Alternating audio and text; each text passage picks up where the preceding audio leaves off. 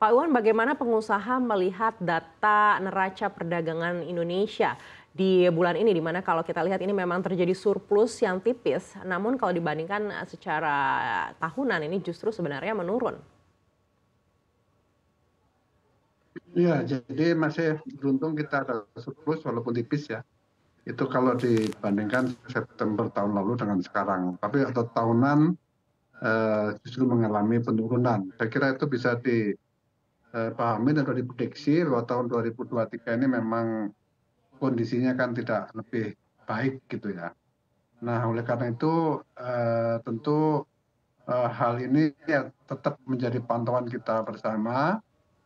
Jangan sampai nanti yang sudah surplus yang tipis ini menjadi hilang atau negatif pada masa mendatang ya. Oleh karena itu kita perlu lebih prudent melihat perkembangan-perkembangan situasi pasar global yang memang cenderung mengalami kontraksi ya, karena ekonomi di Amerika Serikat, di Cina yang kurang begitu membaik ya.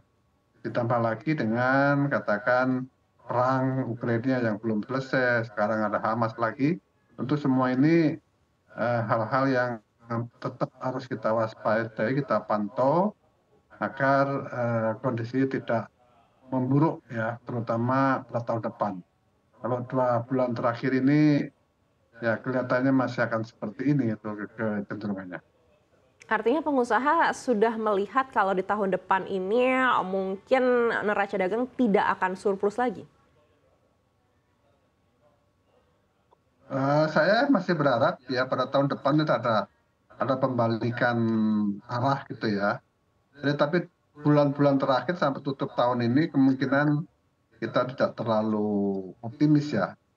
Tapi tahun depan kita berharap situasinya bisa lebih baik dibandingkan tahun ini. Baik, kita beralih ke Revo. Revo, kalau kita melihat pertumbuhan ekonomi kita di bulan ini begitu, ini justru terlihat ada penurunan begitu dibandingkan dengan kuartal sebelumnya. Dan sekarang kita lihat neraca dagang kita ini sebenarnya surplus tapi tipis sekali. Menurut Anda apakah ini akhirnya mempengaruhi pertumbuhan ekonomi kita? Ya, kalau kita bicara mengenai pertumbuhan ekonomi di kuartal 2 kan 5,17%, kemudian di kuartal 3 turun di bawah konsensusnya sekitar 5 sampai 5,1, ternyata di bawahnya jadi di angka 4,94, which is itu sebetulnya cukup jauh ya below expectation, below konsensus. Dan kalau kita ketahui memang tadi ya informasinya bahwa neraca dagang kita itu surplus di atas 3,4 ya, bahkan konsensusnya di 3 billion gitu ya, ternyata di atas itu sedikit.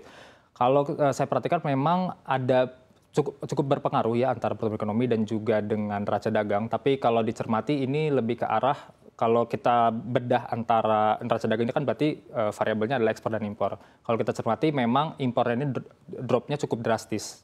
Jadi di sini yang memang cukup diapresiasi bahwa ekspor kita memang masih melandai. Jadi ekspor dan impor kita sebenarnya masih melandai kurang lebih 5 bulan berturut-turut. Tapi lebih melandainya itu yang impornya. Jadi secara tahunan itu dropnya cukup jauh dibandingkan konsensus, dibandingkan forecast. Nah ini yang alhasil membuat neraca dagang kita jadi akhirnya di luar dari ekspektasi yang harusnya diperkirakan turun malah jadi naik sedikit. Dan juga meskipun memang kita ketahui di 2022 kita ketahui untuk komoditi khususnya coal price itu di 400-an sempat menyentuh ya. Kemudian di sekarang itu di 120-an dolar dan meskipun memang secara harga komoditas khususnya batu bara itu mengalami penurunan, tapi kita cermati volume kita masih cukup tinggi. Jadi volume ekspor kita itulah yang artinya kan basisnya quantity ya.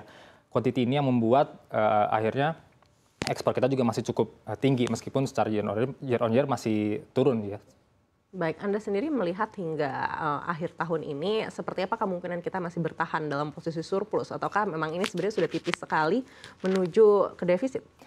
Kalau untuk neraca dagang, saya cukup yakin di kuartal berikutnya juga masih relatif surplus karena ya secara track record juga sudah 42 bulan beruntun. Kemudian juga kita ketahui di akhir tahun itu ada Nataru, kemudian nanti juga berhubungan dengan Pilpres ya di Februari 2024. Jadi itu semua kombinasi yang membuat saya rasa nanti akan ada gejolak di sana. Tetapi saya rasa tidak perlu terlalu dikhawatirkan yang mengingat saya rasa harusnya ke depan itu PMI juga tidak akan serendah yang sekarang, jadi mulai ada turnaround, khususnya dari China. Kita ketahui PMI manufaktur di China itu dari 50,6 kurang lebih atau 0,5 kemudian jadi kontraksi di 49, nah saya rasa untuk kedepannya dengan tadi ya kemarin inflasi AS turun, kemudian suku bunga The Fed juga kemungkinan juga tidak akan dinaikkan lagi di Desember atau Januari tahun depan. Nah itu yang membuat rasanya PMI manufaktur China juga berpotensi turnaround dari kontraksi menjadi ekspansif, yang itu akan berimbas ke kita sebagai mitra dagangnya juga.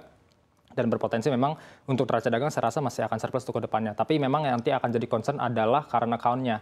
Ini yang menjadi perhatian. Jadi current account dan juga balance of payment atau NPI ya, neraca Bank Indonesia itu yang diharapkan jangan sampai defisit ya, karena ketika itu defisit maka investor asing juga menilai suatu negara ini agak kurang oke gitu. Nah itu yang kita harus tetap jaga supaya current account dan juga balance of payment-nya tetap berada dalam kondisi surplus. Baik, BMI Fitch Solutions ini sudah memproyeksi kalau defisit ini sudah di depan mata begitu. Menurut Anda ini masuk di akal?